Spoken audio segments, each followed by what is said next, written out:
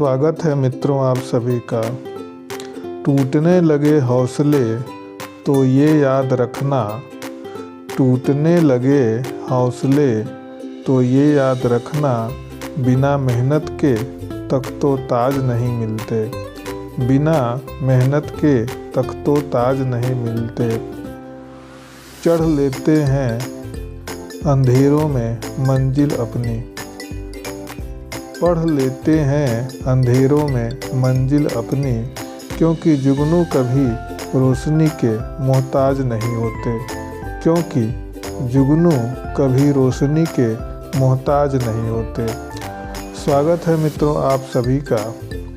मित्रों आप सुन रहे हैं बेसिक साइंस लर्निंग और इसमें हम विज्ञान के कक्षा 7 के इकाई 11 पौधों में जनन के बारे में बात कर रहे हैं। मित्रों आज हम भाग 4 में कुछ तथ्यों पर बातचीत करेंगे। इससे पहले हमने भाग 3 में कुछ तथ्यों पर चर्चा किया था, जिसमें पौधों में जनन में मुख्य रूप से निम्नवर्गीय जंतुओं तथा मुख्य पौधों के बारे में बात किया था, जो मुख्य रूप से कायिक प्रवर्धन के द्वारा अपनी पौधों का नए पौधों का निर्माण करते हैं। उसके बाद हमने लैंगिक जनन के बारे में कुछ बताया था। लैंगिक जनन में हमने यह बताया था कि लैंगिक जनन के लिए नर तथा मादा जनकों की अलग अलग भागीदारी होती है। नर तथा मादा जनक एक ही पुष्प में भी हो सकते हैं और अलग अलग पुष्प में भी होते हैं। अगर यदि नर तथा मादा अंग एक ही पुष्प में पाए जाते हैं तो उन्हें हम द्विलिंगी पुष्प कहते हैं, जबकि यदि नर जन्नांग अलग और मादा जन्नांग अलग पाए जाते हैं उन्हें हम एकलिंगी पुष्प कहते हैं। इस प्रकार हम यदि एंजियोस्पर्म पौधे की बात करें तो उनमें एकलिंगी तथा द्विलिंगी पौधे अलग अलग मिलते हैं। हमने पुष्प के बारे में चर्चा किया था, जिनमें हमने यह बताया था कि एकलिंगी पुष्प और द्विलिंगी पुष्प होते हैं। मुख्य रूप से सामान्य पुष्प के हमने 4 भाग बताए थे: बाह्य दल, दल, पुंकेसर तथा स्त्री केसर।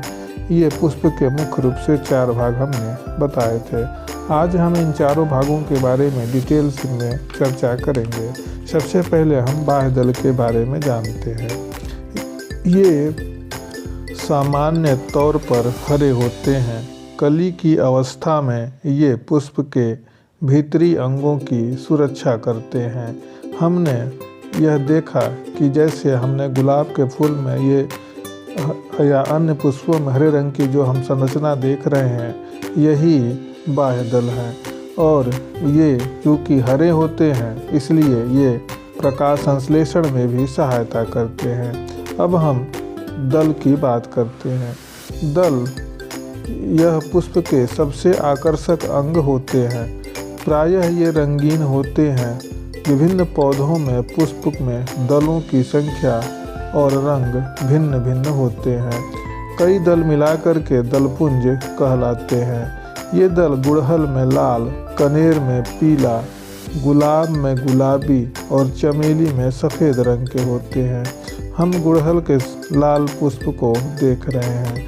रंगीन होने के कारण ये कीट पतंगों को अपनी ओर परागण अर्थात पॉलिनेशन के लिए आकर्षित करते हैं। विभिन्न पौधों के पुष्पों में दलों की संख्या अलग अलग होती है। जैसे गुड़हल में 5, सरसों में 4 दल पाए जाते हैं। इन सभी दलों को मिलाकर के हम दलपुंज कहते हैं। इस प्रकार कई ऐसे पुष्प होते हैं जिनमें दलों की संख्या अलग अलग लेकिन निश्चित रूप से समान होती है। अर्थात एक पौधे में जितने दल पाए जाएंगे वह किसी भी तरह का पुष्प हो, सभी में दलों की संख्या समान, पौधों में फूलों में दलों की संख्या समान होती है। इस प्रकार दल आकर्षक होने के कारण ये कीट पतंगों को अपनी ओर आकर्षित करते हैं, इसलिए इनकी ओर परागण की क्रिया कीट पतंगे करते हैं। अब हम पुंकेसर की बात करते हैं।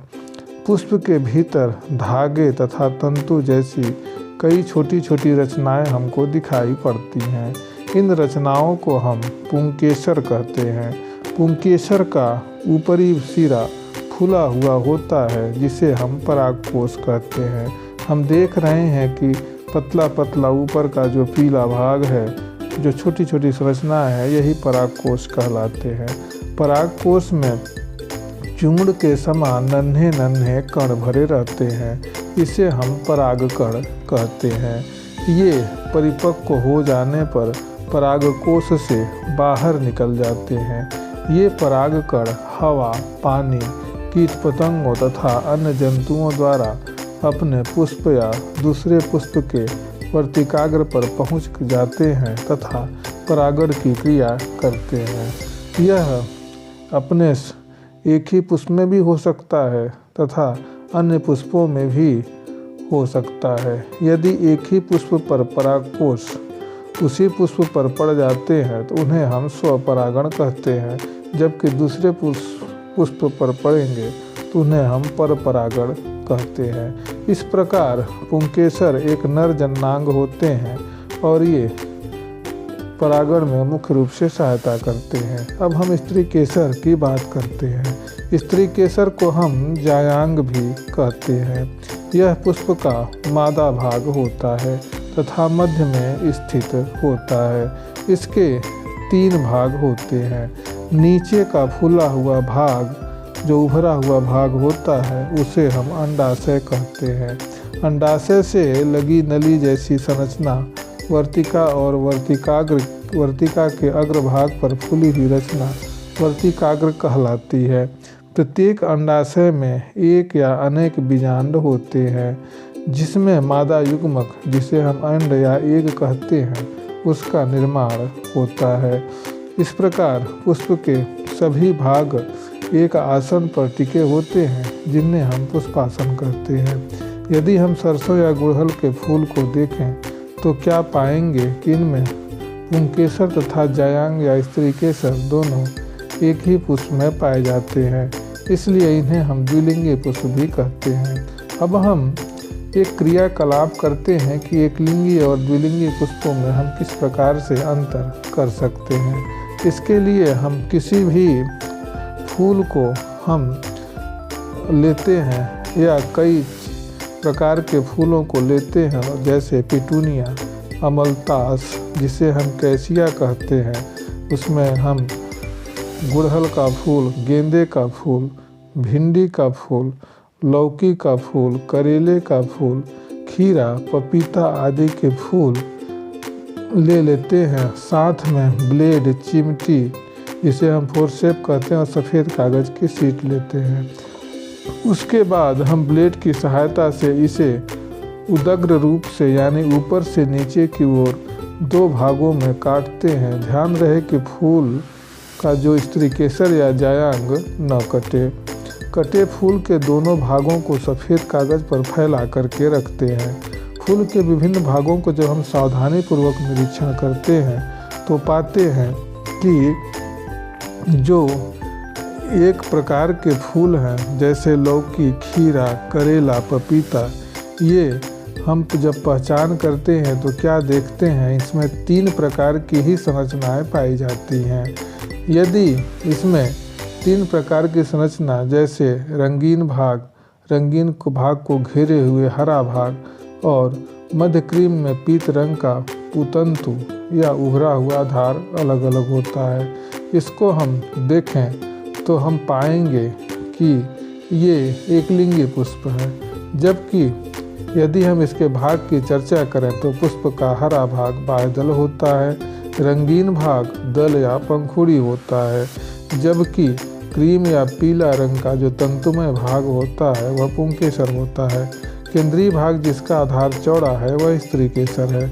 इस प्रकार एक प्रकार के फूल होते हैं उसमें 4 भाग होते हैं, जिन्हें हम द्विलिंगी पुष्प कहते हैं, जबकि दूसरे प्रकार के फूल में 3 भाग होते हैं, जिसमें बाह्य दल या पंखुड़ी या पुंकेसर होंगे या फिर स्त्री केसर होंगे। इस प्रकार हम एकलिंगी और द्विलिंगी पुष्पों की जांच अलग अलग हम कर सकते हैं। तो मित्रों, आज के इस एपिसोड में बस इतना ही। अगले एपिसोड में हम पौधों के पुष्पों में परागण की क्रिया कैसे होती है इसके बारे में हम बात करेंगे। धन्यवाद।